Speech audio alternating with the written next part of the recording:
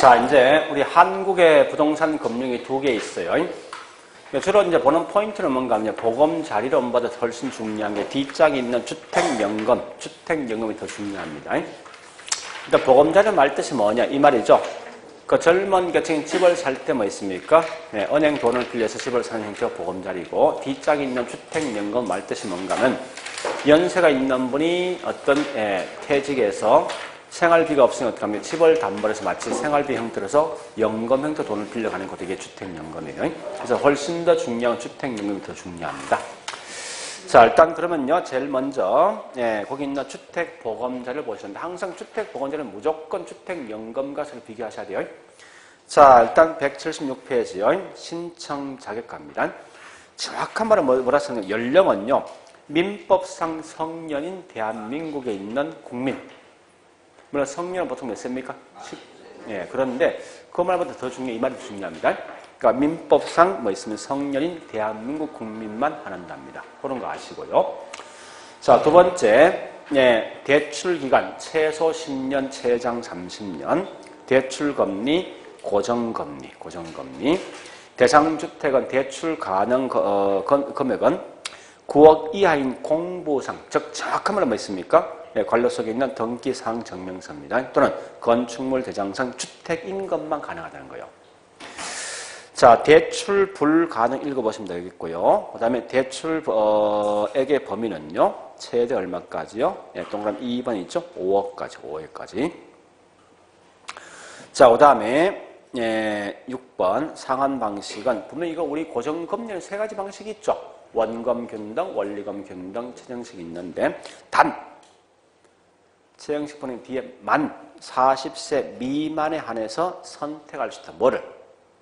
최정식을. 말뜻이고요. 그 다음에 중도 상환 위약금이 있죠. 그죠?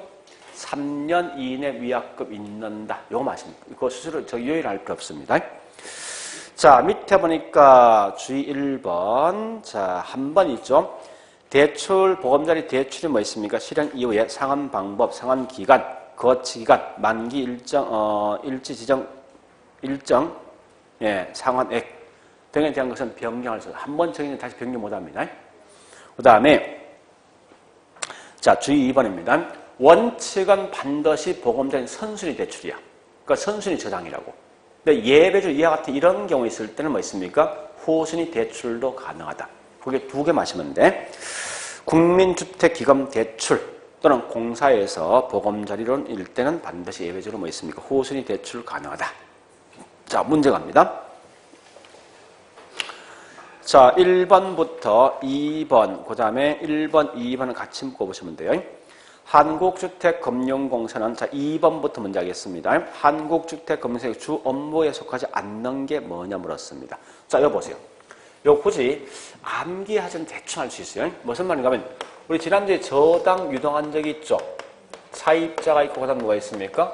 1차 대출기간, 그 다음 누가 있죠? 2차, 그 다음에 마지막에 투자자 있죠? 이럴 때 저당 설정하고, 그 다음에 여기서 뭐 있습니까? 채권 발행할 거 아니에요? 그죠?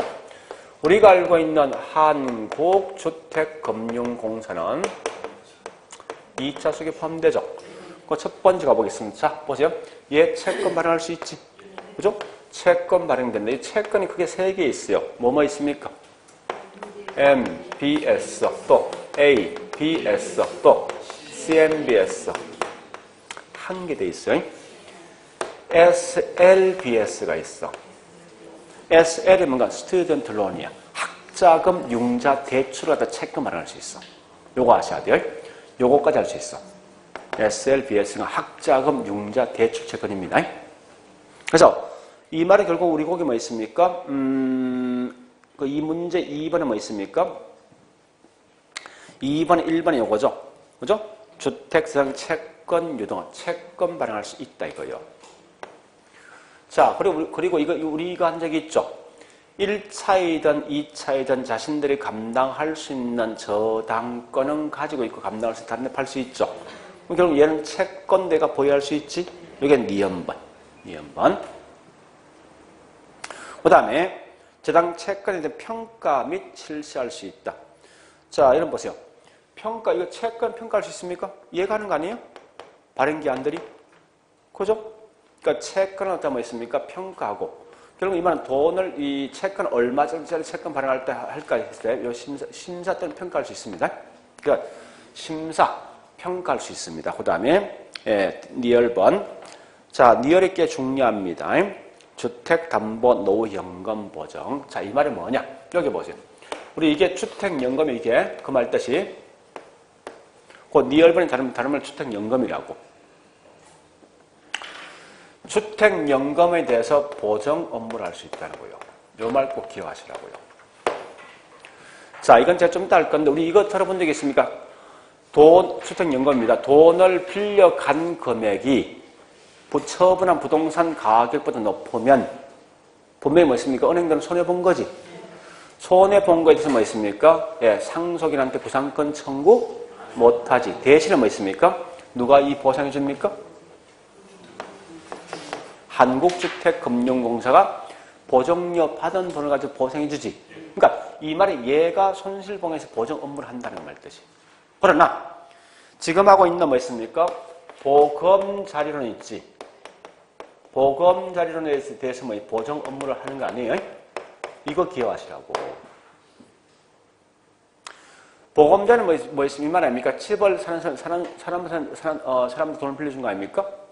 이때 뭐 있으면 사는 사람들이 그만큼 어떤 손실 등을 봤다 해서 은행이 책임질 일이지 이건 한국주택금융공사가 책임질 일은 아니라고. 이런 건 좀 조심하시라고. 그래서 연금은 보정하겠지만 보금자리는 보정하는 게 아니에요. 자, 그리고 5번째 국민주택기금의 관리 운영. 그럼 참고로 자 이거 공부 좀 했어. 국민주택기금 누가 관리합니까?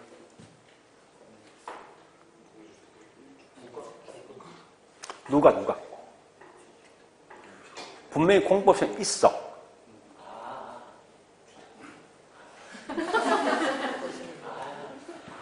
원래는 뭐 있습니까? 국토부 장관이 하게 돼 있는데 이거 위임돼 있지. 시중은행 8곳에. 그러니까 지금 시중은행이 관리하고 있어요, 이거. 그죠? 자, 그 다음. 한 개 더 적습니다. 자, 여보세요. 자, 일단 거기 뭐 있습니까? 지금, 미연범 틀린 거, 미연범만. 그죠? 이건 분명히 시중은행이 관리하게 돼 있어요. 국민주택기금은.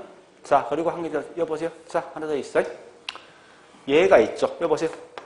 잡았던 저당 사주면 돈이 넘어가지. 넘어가면 이 돈까지 다시 돈 빌려줄 수 있지. 그죠? 이런 걸 뭐라 하냐? 주택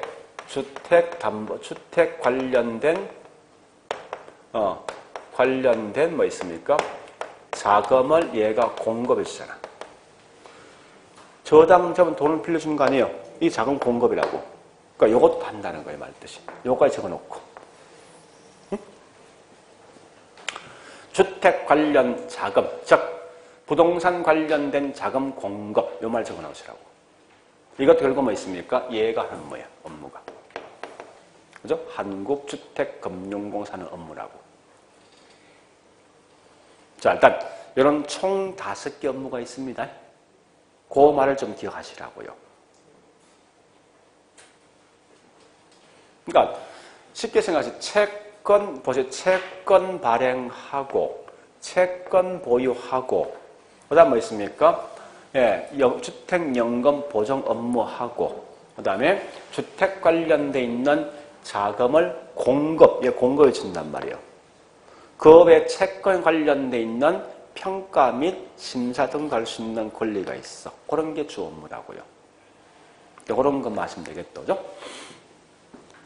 그러면 이걸 봐서 뭐 있습니까? 1번 문제 들어가야 돼, 이제. 한국주택금융공사는 채권을 평가 심사하죠. 그죠? 등을 수행하고 또 저당 채권을 매입하여 일정 기간 보유한다. 이 말은 저당 유동화 채권을 보유한다는 거예요. 장기주택 금융 활성화를 위해서 금융기관에 대해서 주택자금 대출을 제공한다. 이 말이 이거. 자금 공급이에요. 해주는 업무가 있더라. 맞는 거지. 그죠? 그 다음에 3번 갑니다.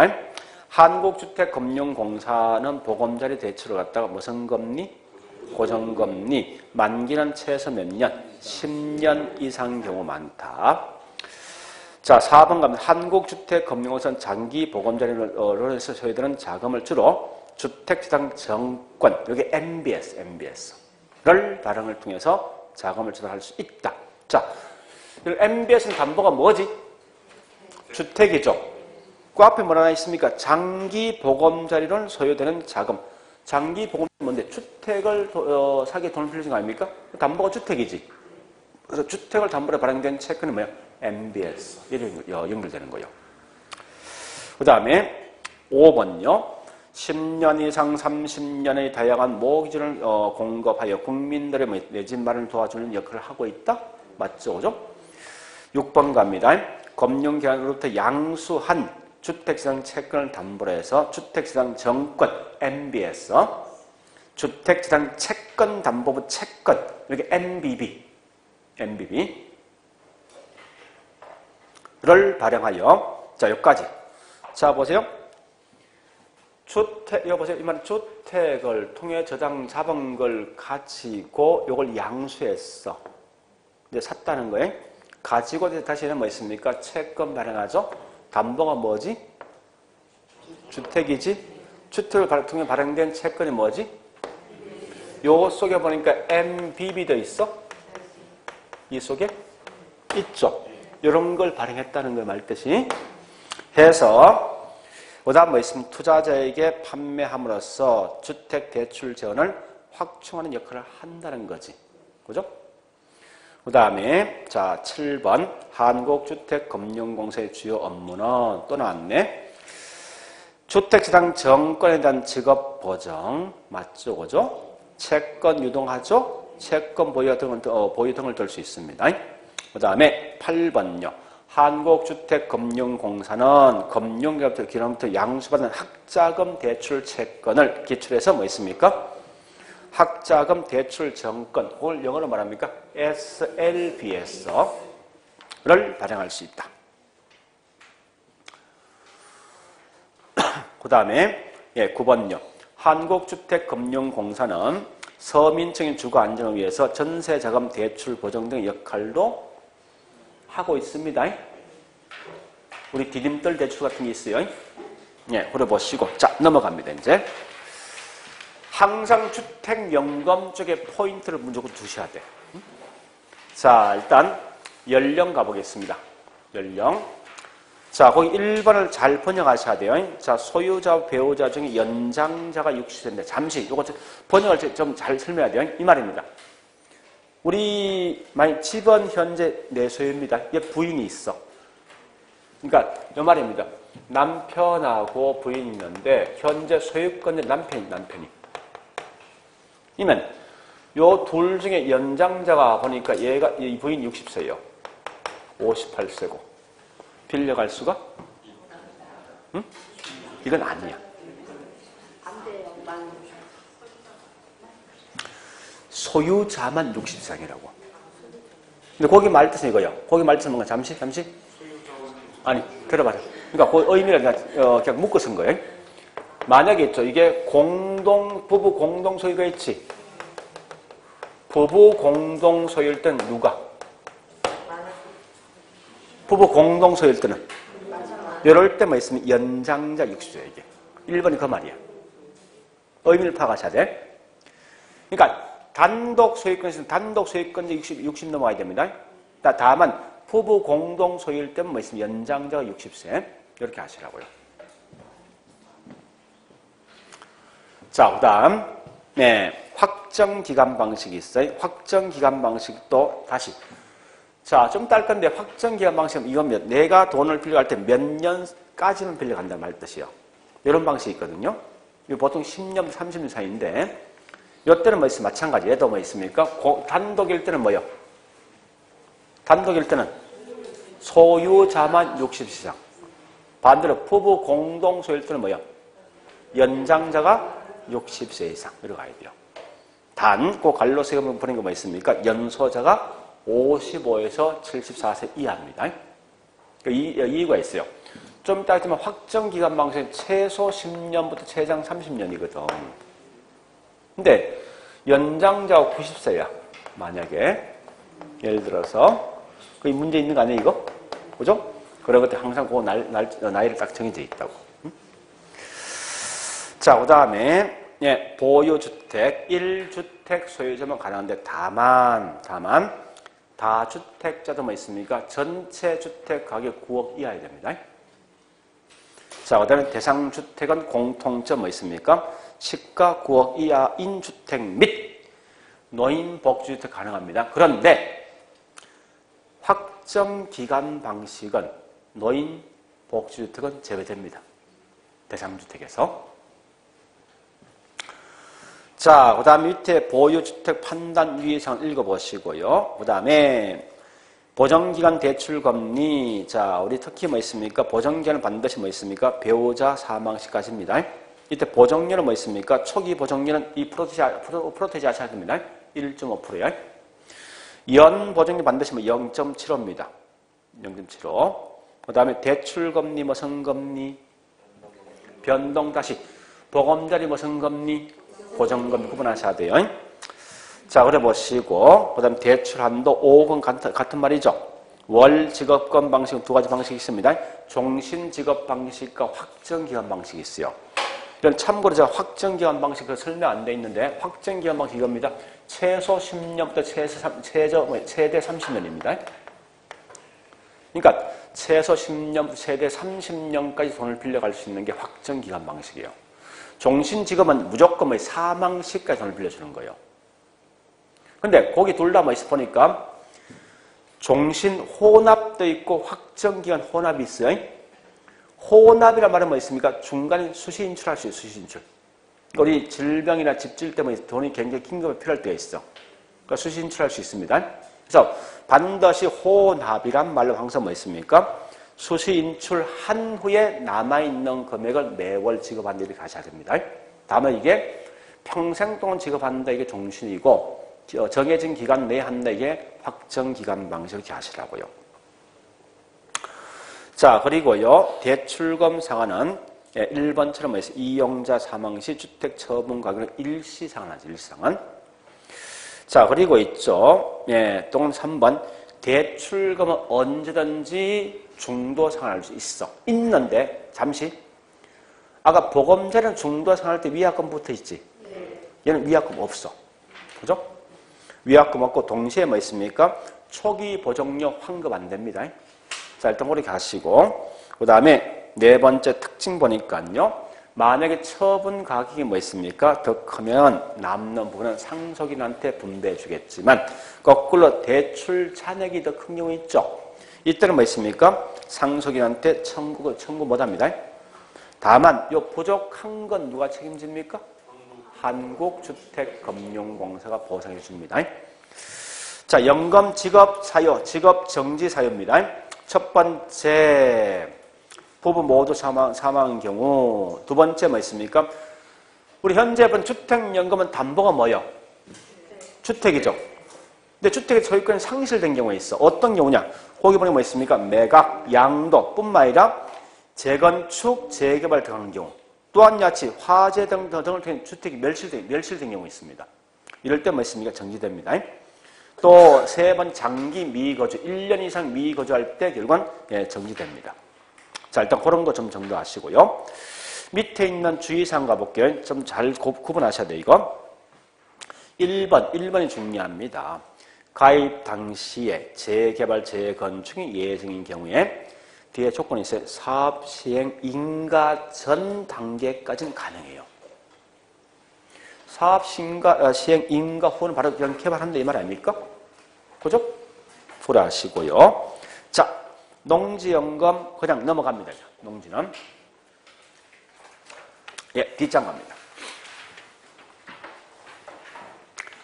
자, 뒷장이 180페이지요. 예, 1번 갑니다. 1번 핵심이 뭐예요? 주택금융공사는 보정주택연금이라 하면 이 말은 주택연금이라 하면 뭐예요? 소유자 주택을 저당을 설정하고 그 다음에 연금 방식은 뭐 있습니까? 대출 받는 걸 주택연금이다. 2번 같은 건데요. 자, 같은 말입니다. 주택연금이라는 것은 생존하는 동안에 노후생활 자금을 매월 지급받는 방식이다. 맞죠? 3번 갑니다. 자, 보정령 지금 똑같은 지금 계속 나오고 있습니다. 개념 자체가. 그래서 소유자가 선택한 일정한 기간 동안 이게 확정 기간 방식이지. 또는 뭐 있습니까? 네, 노후생활 자금을 매월 지급받는 방식, 받는 연금 받을 수 있다. 이게 주택연금. 결국은 구분하면 이 말입니까? 2번은 이건 뭐 있습니까? 종신직업이고, 그죠? 3번은 확정기간 방식이지. 굳이 본다면. 그 다음에, 자, 4번요. 역모기지랑 같은 말이 주택연금. 역모기지 또는 역연금저당. 같은 말이에요. 역연금저당, 역모기지 모두 뭐 있으면 주택연금을 생각하시면 돼요. 자, 어디에서 채권도 항상 누가 발행합니까? 한국주택금융공사가 하는 거죠. 자, 그 다음에 5번 갑니다. 주택금융공사는 주택연금 가입자로 해서 은행에서 보증서를 발급하고 은행은 한국주택금융공사의 보증서에 근거해서 연금 가입자에게 돈을 빌려준다. 자, 핵심. 돈 빌려주는 건 은행입니까? 한국주택금융공사요? 네? 다시 보세요. 한국주택금융공사 뭐만 지급해? 보증금 지급하는 거 아니에요. 돈은 누가 빌려주는 거예요? 은행이 은행. 그걸 아시라고요. 자, 그 다음 6번 갑니다. 보정주택연금의 이용 자격은 보정 신청일 현재 얼마요? 60세 이상. 그죠? 그 다음에 배우자가 있는 경우는 뭐 있습니까? 누구만? 그렇지. 소유자. 만약에 부부 공동이면 그랬으면 안 되지. 부부 공동이면 앞에 뭐 단순 오케이. 연장자 60세. 그지? 단독은 소유자입니다. 근데 부부 공동 만들 수 뭐 있으면 연장자 60세로 가야 돼. 그 다음 7번. 주택연금 지급 방식은 종신지급과 확정기간 지급 방식이 있는 거죠. 그 다음에 자 8번. 주택연금의 담보가 되는 대상은 주택법상 단독, 다세대, 연립, 아파트 등이고 단 확정기간 방식 노인복지주택은 포함? 제외된다. 오케이. 그 다음에 9번. 보정료 얼마? 보정료. 이거 옛날에 2%였어. 1조로 바뀐 거예요. 또 최초 대출 실행 시 납부금의 초기 보정료 얼마? 0.75입니다. 옛날에 0.5였어. 그 다음. 자, 10번 갑니다. 종신지급 방식에서 가입자가 사망할 때까지 지급되는 주택연금의 대출 월금이 담보주택 가격을 초과한다. 돈을 더 많이 빌려간 거지. 그죠? 초과 지급한 금액은 법적 상속한테 상환할 필요가 없죠. 그죠? 자, 그 다음에 11번요. 소유자가 사망 등의 계약 해지 사유가 발생한 때는 주택연금 채권은 항상 주택연금 채권을 담보로 한 대상 주택에 대해서만 행사할 수 있습니까? 아니면 다른 주택을 행사할 수 있습니까? 네? 자, 보세요. 이런 경우 있어요. 보세요. 이게, 자, 여기 보세요. 여기 주택이 뭐니? A라는 주택이야. 요 주택을 담보로 해서 주택연금을 받았단 말이에요, 이거 원래. 받았는데 이게 나중에 사망시 보니까 처분 가격은 5억이야. 대출한 금액도 뭐 있습니까? 5억이라고. 같은 거죠. 그죠? 근데 이게 문제가 있어요. 어떤 문제 있는가 하면요. 여기 있는 사망한 사람 보니까 뭐가 있는가 하면요. 정부의 국세나 지방세를 안 낸 경우 있어요, 이게. 응? 안 내면 무조건 모든 뭐 세금 우선 변제는 누굽니까? 이거란 말이야, 이거. 그래서 얘한테 보니까 5천만 날라갔네, 이거.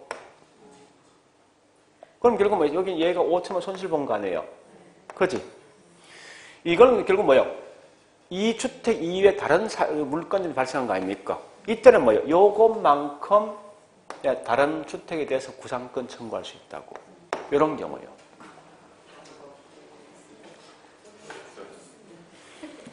이건 어쩔 수 없는 겁니다. 우선 변경 무조건 세금이 세금. 이건 결국은 원초적인 어떤 그 차이점에 대한 문제거든.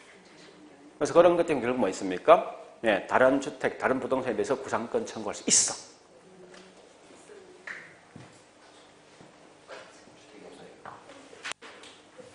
주택이 없으면 뭐 합니까? 다른 동산 있죠? 동산 같은 거? 자, 가볼게요. 이제 12번.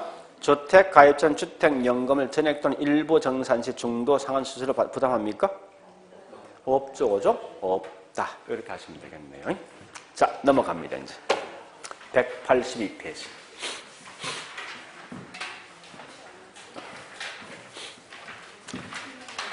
자, 어쨌든 금융은요, 그 정도 내용까지만 해도 아마 내가 봐서는 집에서 생각을 쭉 해봤습니다. 설마 이거 이상 벗어날 문제 있냐 보니까 없을 것 같아요. 이 속에 다 들어가 있다고.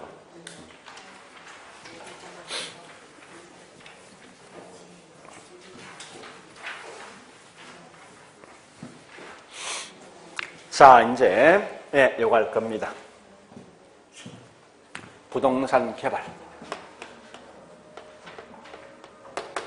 항상 개발도 개발 과정과 위험 및 뭐 있습니까? 타당성 분석에 무조건 한 문제 얘기해요. 한 문제. 그래서 미리 설명하면 개발 과정은 총 몇 단계요? 중에 꼭 알 건 4단계와 7단계 마시면 돼. 위험도 결국은 3개 있죠, 그죠? 봐서 알겠지만 결국은 법률상 위험도 있고 비용 위험도 있고 또 뭐 있습니까? 시장 위험인데 이 중에 중요한 건 시장 위험이 가장 중요합니다. 그래서 요것만 딱 정리하시라고. 요것만. 4단계 내용하고 7단계 내용과 그 다음에 시장 위험에 대한 설명만 정확히 하시면 돼요, 여러분들이. 자, 일단 개발 과정 순서는요. 개발 과정 순서는 이미 2번 시험 나왔어. 그죠? 우리 183페이지 문제 1번 보니까 12회 때, 26회 때 시험 나왔어. 작년 시험 나왔거든요. 설마 올해 시험 절대 안 납니다. 설마 없습니다. 그러니까 꼭 아실 거는 4단계 있는 내용과 7단계 내용 보시는데 자, 제일 먼저 할 것은 여러분들 2단계하고 4단계를 먼저 비교하셔야 돼요. 항상. 그러니까 1단계 이거죠. 내가 현재 보니까 여기서 이 원주에서 아파트를 지어주면 어떨까 생각해본 아이디어입니다. 또 생각하지 말고 실제 이제 시장 분석해보라 이거죠. 이게 2단계 아닙니까? 그래서 2단계를 만드신 제목이 있습니다. 뭐가 있습니까? 예비적 사업 타당성 또는 뭐랍니까? 개발 가능성 또 뭐 있죠? 전 실행 가능성이죠. 제목이. 자, 일단 이런 제목이 있다는 거예요. 있는데 앞에 반드시 이 말이 포함되어 있을 때면 여기 2단계야. 그죠? 만약에 전 예비란 말 없이 단지 사업 타당성, 개발 가능성, 실행 가능성 이렇게만 하면 이게 몇 단계입니까? 여러 가지라고 항상. 그래서 단지 보니까 이 단계는 주로 뭐냐? 개괄적인 뭡니까? 수익성을 검토하는 거지. 이게 중요한 거예요. 그 4단계는 뭐 하느냐? 이 말 아닙니까? 구체적인 분석한다. 그죠? 또는 같은 말이 뭐 있습니까? 완전한 사업 타당성 분석한다. 그죠? 이 말입니다. 지금 하고 있는 완전한 사업 타당성 한마디로 뭐 있습니까? 기술, 법률, 또 뭐요? 경제인데 누가 제일 중요합니까? 경제가 제일 중요하니까 지금부터 경제적 사업 타당성을 분석해 보겠다는 거예요. 그래서 우리 아마 거기 설명은 제가 간단히 설명했지만 요거까지 좀 아셔야 돼. 자, 일단 경제적 사업 타당성 분석 이런 순서입니다. 제일 먼저 지역 경제 분석을 먼저 합니다. 그 다음 뭐 있습니까? 시장 분석. 그 다음 보니까 시장성 분석. 그 다음 보니까 뭐 있습니까? 타당성 분석. 그 다음 보니까 투자 결정 이런 순서로 간답니다. 근데 이때 보니까 여기 있는 요 세 개를 묶어서 보통 말하면 무슨 분석합니까? 시장 분석이죠. 그 다음에 타당성 분석이 뭐냐? 다른 말로 경제성 분석으로 간다고요. 대충 흐름 좀 아셔야 됩니다. 즉 이런 거요. 다시 할게요. 경제성이 뭐냐 이 말입니다. 현재 이 지역에 있는 주민들은 소득이 어느 정도고, 그죠? 직업이 뭐가 있고, 주 산업이 어떤 걸 먹고 살 것인가 등등등 이런 걸 파악할 목적이에요. 앞으로 경기가 좋아질까 나빠질까 등등을 파악할 목적입니다. 이런 게 다르면 뭐 보통 이게 지역 경제입니다. 그래서 현재 보는 게 이 지역은 도시 지역이고 소득이 좀 높대. 그래서 나는 현재 이 지역에 집을 짓게 40평 아파트를 위주로 짓겠다. 이렇게 판단할 수 있는 걸 통해서. 자, 그러면 시장이란 것은 뭐 하는 곳입니까? 수요자와 공급자 있는 거죠.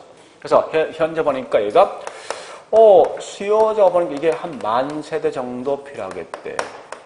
이미 지어진 게 5,000세대 지어진 거예요. 그럼 결국 5,000세대가 뭐 있습니까? 초과 수요 발생할 거 아니에요. 그죠?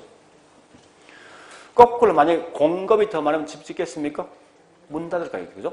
그래서 요 중에 내가 현재 보니까 한다는 뭐 있으면 한 30 뭐 있습니까? 세대만 짓겠대. 이거 판단을 지금 내가 할 수 있다는 거예요. 그러면 요걸 짓는데 40평 짓는데 아니 이 동네에 있는 주민은 주로 뭘 선호하는 거면 거실 큰 걸 굉장히 좋아하는데 내 멋대로 지었어. 그래서 금방 큰 거 지었어. 분양되겠습니까? 안 될 거 아니야. 그러니까 이 지역의 주민들이 어떤 걸 좋아하지? 어떤 섭성을 갖고 있을 것인가? 이런 걸 알아보는 게 뭐냐고 이게 경제성이에요. 그래서 보통 의 경제성은 뭐 주로 보니 시장성을 보니까 이런 겁니다. 경쟁 업체도 뭐 있습니까? 확인해 보고 지역 주민의 특성도 파악해보고 등등 이런 걸 파악하는 게 결국은 이게 시장성 분석이에요. 좀 더 하겠지만 여기 있는 시장이나 말과 시장성은 분명히 다른 거예요. 이런 수요 공급 분석이 시장이고 이런 수요 공급 아니고 이런 걸 분석이 뭐냐고 이게 경제성. 그러니까 아까 설명했지 않습니까? 현재 이 동네 주민들은 30평 선호하더라. 또 금방 큰 거 선호하더라. 또 부엌은 어떤 거 선호하더라. 이런 섭성을 파악해보는 거예요. 그래서 자 그런 다음에 요 정도 지어지면 건축비가 보니까 건축비가 비용이 3천억이 들어갈 건데 이 건물이 완공돼서 분양해보니까 약 뭐 있습니까? 한 4천억 정도 수익이 나오겠다. 이런 수익과 비용을 분석해보는 게 타당성이게. 그래서 마지막 가서 뭐 있습니까? 건물 짓겠다 말겠다 결정하는 거 아닙니까? 이게 주차 결정입니다. 이런 순서예요. 이걸 좀 아시라고요. 그러면 이 시장이 곧 요거 아닙니까? 이거 수요 공급자가 있는 시장이지. 그죠? 그다음 경제성이 뭐야? 수익과 비용을 분석하는 거지. 그죠? 마지막에 할까 말까 따지는 것 이게 4단계예요. 이거 굉장히 중요합니다. 이거 엄청나게 시험 많이 묻는다고. 자, 일단 뭐부터 하는가 하면요. 이거부터 제가 먼저 할 거예요. 자, 다시 좀 이따 하겠지만 일단 이거부터 하자고요. 쭉 가서 뒷장에 12번 문제.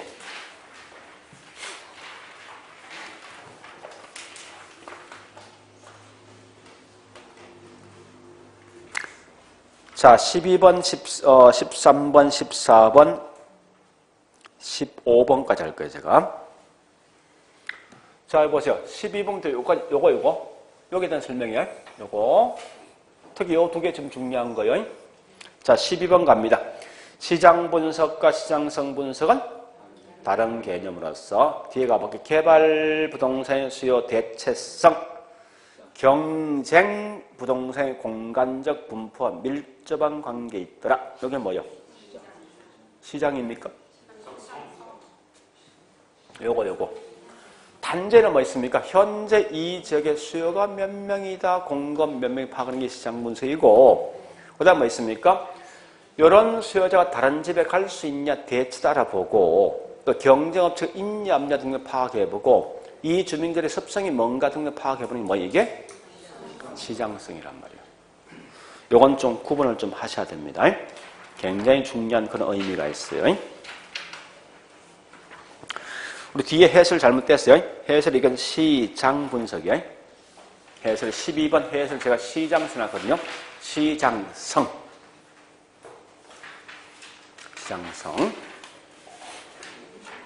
12번에 그 답지 보니까 시장 나 있죠? 시장성을 바꾸세요. 자, 그 다음에 13번 갑니다. 자, 13번 보세요. 13번 지역 경제 분석에서 대상 지역의 부동산 수요에 영향을 주는 인구, 고용, 소득 등의 요인을 분석한다. 이거 보세요. 이거 아닙니까? 이 동네 지역이 현재 경제가 어떻게 돼 있을 거 아니에요? 그 잘 사는 못 사는 따진 거 아닙니까? 지역 주민 직업도, 소득도, 고용도 이런 등등을 파악하는 거예요. 자, 참고로 이런 건 남은 그냥 그대로 통과하시라고. 맞는 거. 자, 14번 가자고. 14번 키워드. 수요 공급 나있어. 그건 뭐요? 시장. 그 다음에 15번 갑니다. 뒤에 보니까 수요 공급 없지? 없으면 무조건 시장성. 이렇게 가는다고. 할 수 있겠죠? 그 다음에 16번 가볼까? 개발 사업 자체로 타당성이 있다거나 없다거나 말하기에 곤란하다. 이거 보시죠. 이거 묻는 거예요. 자, 볼래요? 자, 비용은 3천억, 수익은 4천억 나왔어요. 이 분석은 누가 전문가 분석한단 말이에요. 마지막 투자 결정할 때 어떤 분은 투자 결정한다 했을 때 이걸 할 수도 있고 하지 않을 수 있지. 그 말이 그거란 말이에요. 왜 그러냐 묻거든. 거기 있는 16번처럼 뭐 있습니까? 예, 그런 의미가 있어요. 17번. 다당성 분석은 순형가란지, 그 다음 뭐 있습니까? 내부 수익률법을 통해 투자 결정 중거를 흔히 사용한다. 이거 보세요. 여기 타당성입니까? 타당성 뭘 분석하는 거지? 그죠? 수익과 비용을 분석하는 가장 대표적인 예가 뭐 있습니까? 할인 현금 수지 분석, 즉 순형가, 내부 수익률, 수익성 지수. 이것만 있냐? 요구 수익률, 기대 수익률, 또 투자 가치, 시장 가치, 하여튼 수익 비용 관련돼 있는 모든 건 할 수 있어요. 고려하시고요. 자, 그 다음에 일단 여기까지 했습니다. 다시 이제 이렇게 해서 이제 끝냈으면요. 자, 마지막 7단계 갑니다. 자, 특히 4단계 이렇게 하셔야 돼요. 4단계는 해서 마지막 결론 뭐 있습니까? 타당성이 있다라고 판명되는 대안이지만 선택도 기억달시 하셔야 되고. 자, 그 다음 7단계 말 뜻이 뭐죠? 앞장에 마케팅이죠? 자, 이건 책 보고 갈게요. 자, 마케팅은 크게 두 개 있죠. 물건 파는 방식, 임대와 그 다음에 있으면 매도. 이때 동그라미 1번. 임대할 때 언제부터 합니까? 초기 단계부터. 근데 임대할 때는 부동산 종류에 따라 달라집니다. 이때 뭐 있습니까? 대형 쇼핑센터, 대형 건물은 사전에 중요 임차자 확보가 중요하겠죠. 그러니까 아주 중요한 임차자 뭐지만 그 나머지 하층은 그냥 자동 따라온단 말이에요, 이게. 그죠? 반대로 임대형 부동산 사전에 임차자 모집이 쉽습니까? 어렵죠, 그죠? 그런 분은 사전 돈이 없기 때문에. 자, 일단 열어보시고 여기까지 했습니다. 그럼 여기까지 한 걸 좀 정리할게요, 이제. 자, 문제 1번 갑니다. 문제 1번 통과. 문제 2번 갑니다. 2번 키워드. 예상된 수입과 비용을 계략적 계산. 몇 단계? 예비적 사업 타당성 2단계죠. 자, 3번 갑니다. 개발 사업의 타당성 4단계입니다. 이때 법, 물리, 경제 등을 분석하죠. 그 다음에 4번 갑니다. 이때 가장 중요한 게 누구라고요? 경제. 그 다음에 5번 갑니다. 개발 사업에 대한 채택 여부는 타당성 분석 결과가 개발업체의 목적을 얼마나 충족시키느냐에 달라지는데 그 말 같은 말이 뭐냐. 그래서 6번 버리고 뭐 있습니까? 비록 타당성이 있다고 하더라도 어떤 분은 선택 또는 뭐 있습니까? 그렇지 않을 수 있다. 같이 연결하셔야 돼요. 그 다음 예, 7번 개발 사업. 여러분 개발은 여보세요. 개발은 제일 중요한 누구예요? 요거 어느 게 제일 중요합니까? 이게 제일 중요합니까? 개발은? 그렇지? 그 말 뜻이에요. 이게. 법률적보다 뭐 있습니까? 시장성이 중요하다. 이거죠. 자, 그 다음에 8번요. 시장지역은 부동산 종류에 따라 달라질 것이고 물리사회 경제적 요소에 따라 영향받는다. 그렇죠. 그죠? 우리 원주란 시장과 강남 시장 분명히 다를 거 아니에요. 그죠? 그 다음에 9번 문제. 시장 분석은 자, 이거 중요한데 여보세요? 요 분석입니다.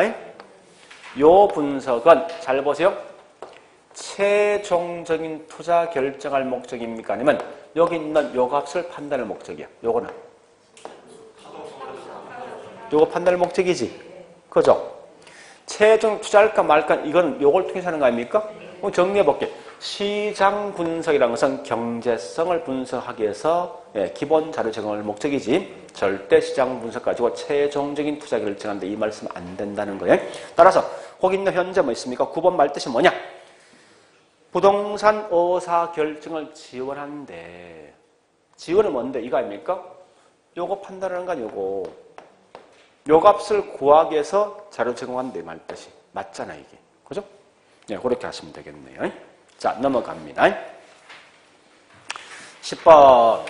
시장 분석은 일반적으로 개발 착수 전에 이루어지지만 자, 여러분 보세요. 시장 분석 몇 단계지 이거? 4단계지. 5단계는 금융 단계, 6단계 개발 단계. 건축한다고. 보면 개발하기 전에 하는 거죠. 원칙이지만 뒤에 말해서 후속 사업이나 계속적인 투자에 대해서 의사결정을 위해서 또는 사후 검증 차원에서 이루어지기도 한다. 맞죠? 그죠? 그 다음에 11번 개발 사업에서는 투자자로부터 자금을 끌어들일 수 있는 충분한 수익이 있는지 초점을 맞춘다. 자, 그 말은 수익과 비용 묻는 거지. 이거 보세요. 수익과 비용은 요 세 개 중에 뭐예요? 요 세 개 중에 경제지. 같은 말이 재무죠. 같은 말이. 자, 그 다음에 18번 갑니다. 18번. 네, 18번 보니까 임대활동 언제부터요? 초기부터. 19번. 마케팅은 매도와 임대 두 가지 방식이 있죠. 20번. 쇼핑센터나 대규모 사무실 건물은 중요 임차인의 사진 확보할 필요가 있죠. 그죠? 그 다음 21번요. 인건지역의 분석은 개발에 영향을 미치는 환경요소와 요새 현황과 전망을 분석하는 것이다. 맞죠? 그죠? 그 다음 22번요. 자, 일단 요거부터는 이렇게 할게요. 다시 앞장 가볼게요. 이제 183페이지 갑니다. 가보니까 핵심 포인트 있을 거예요. 두 번째 뭐 있습니까? 위험. 우리가 알고 있는 위험은 3개 있죠. 법률상 위험과 비용 위험과 또 뭐 있습니까? 시장 위험이 있어요. 이런 법률상 위험은 이런 거죠. 인허가 네스트, 인허가 반려당함에 따라 올 수 있는 위험이 곧 이 법률상 위험이에요. 따라서 거기 있는 대책이 있죠. 대책이 뭐 있습니까? 이미 이용 계획이 확정되어 있는 땅을 쓴다는 거예요. 반대로 비용 위험은 최대 가격 보전 계획책이랍니다. 세 번째 시장 위험은 이거 분양할 때 분양이 잘못되면 오에 따라서 어떤 이 위험을 방어할 목적인데 이런 걸 방어하기 위해서 나온 게 뭐예요? 흡수율 분석을 먼저 하고 그다음 뭐 있습니까? 시장 연구하고 그다음 마지막 뭐예요? 시장성 연구한답니다. 지금 하고 있는 흡수율 분석 같은 말이 뭐예요? 분양률. 그죠? 분양률. 그러면 자, 우리 그 흡수율 분석에 대한 설명이 있을 거예요. 흡수율 분석은 아까 했지만 구체적 분석으로서 수요 분석입니다. 또 유량 경험하고 중요한 건 과거 분석을 통해서 현재 분석할 목적입니까? 미래 분석할 목적이에요.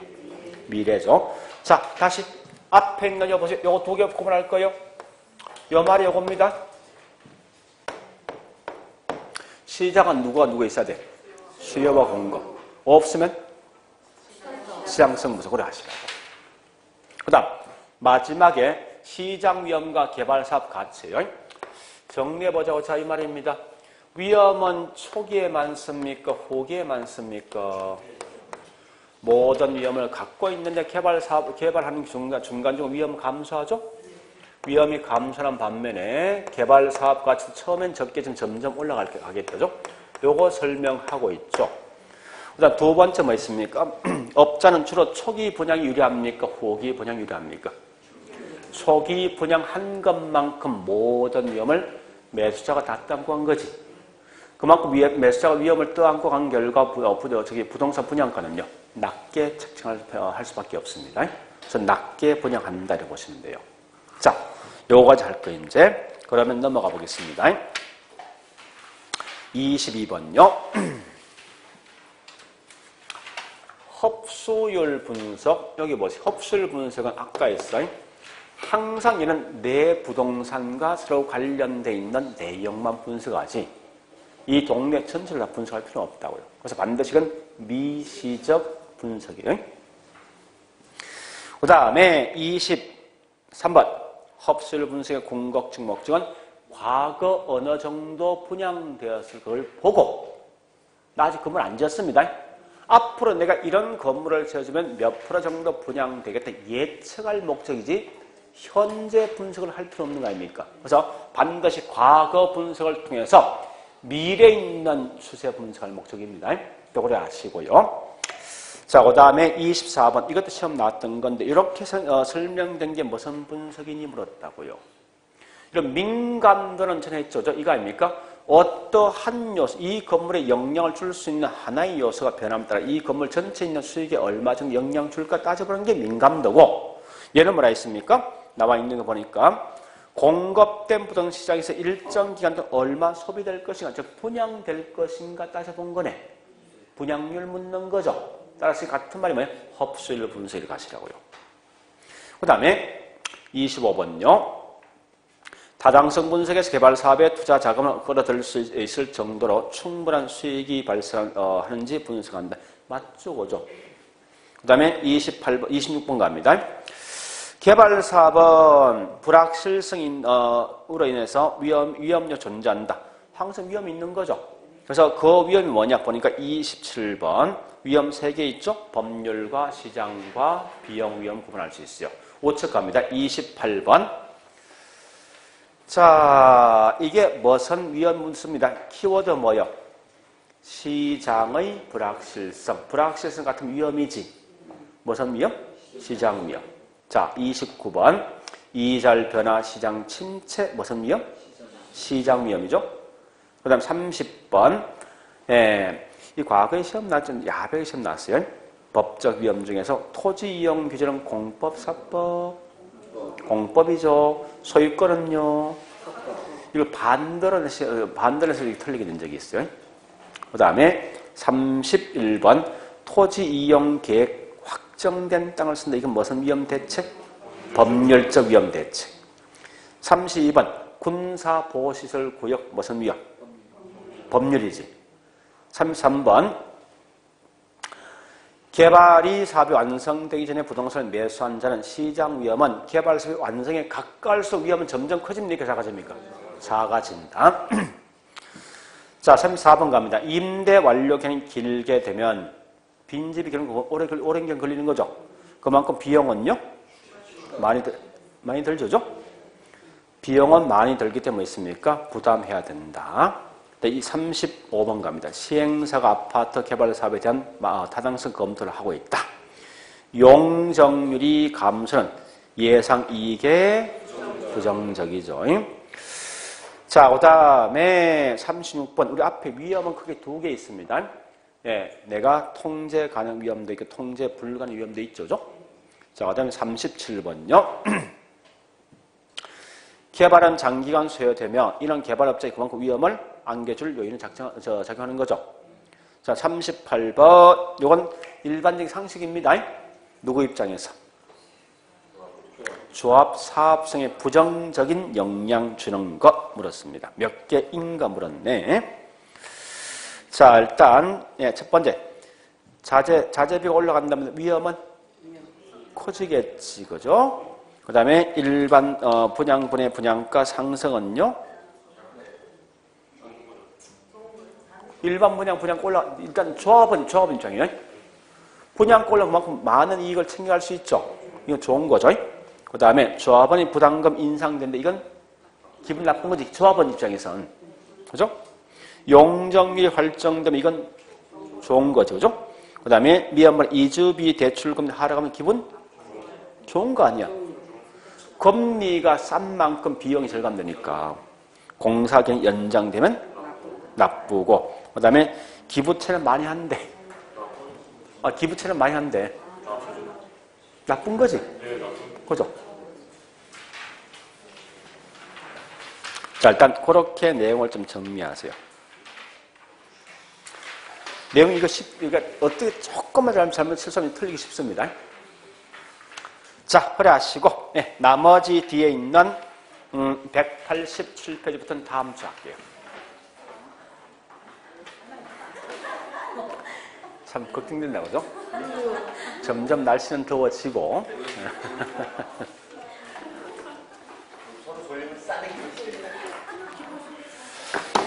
하여간, 자, 다음 주는 아마 거기 있는 개발, 그 다음에 뒤에 있는 뭐 관리, 그 다음에 마케팅, 그 다음에 감정평가 앞에 있는 부분까지 할 거야, 앞에 부분까지.